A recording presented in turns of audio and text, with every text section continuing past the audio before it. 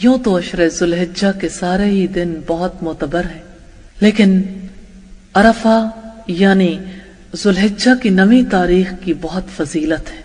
اللہ کے رسول صلی اللہ علیہ وسلم نے فرمایا، اللہ تعالیٰ 9 ذوالحجہ کو آسمان دنیا پر نزول فرماتا ہے اور آسمان والوں سے زمین والوں پر فخر کر کے بتاتا ہے کہ میرے بندوں کو دیکھو، وہ دور دراز سے پراگندہ سر اور غبار آلود یہاں پر آئے ہیں، میری رحمت کی امید کرتے ہیں اور انہوں نے میرے عذاب کو دیکھا نہیں ہے۔ اس 9 تاریخ کو اللہ تعالیٰ بہت لوگوں کو دوزخ سے آزاد کرتے ہیں۔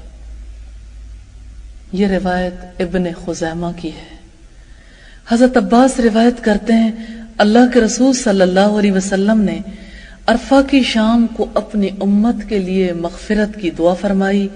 اللہ تعالیٰ کی طرف سے جواب ملا، آپ کی تمام امت کو بخش دوں گا مگر ظالم اور حقوق العباد ادا نہ کرنے والوں کو معاف نہیں کروں گا، جب تک کہ ظالم سے مظلوم کو حق نہ دلا دوں۔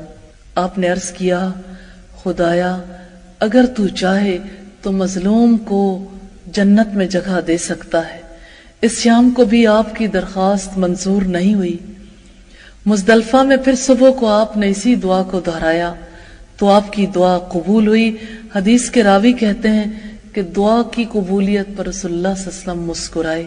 حضرت ابوبکر صدیق نے کہا، اے اللہ کے رسول، آپ اس وقت مسکرایا نہیں کرتے، آپ کو اللہ ہمیشہ مسکراتا رکھے۔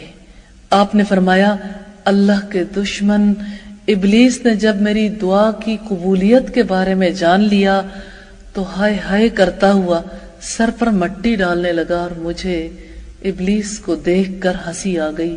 یہ روایت ابن ماجہ کی ہے۔ یہ دن جب رحمتیں انسان کو اپنے گھیرے میں لے لیتی ہیں، جب اللہ کی بخشش انسانوں کا انتظار کرتی ہے، یہ دن ہے جن دنوں میں ایک انسان اپنے رب کا قرب حاصل کرتا ہے۔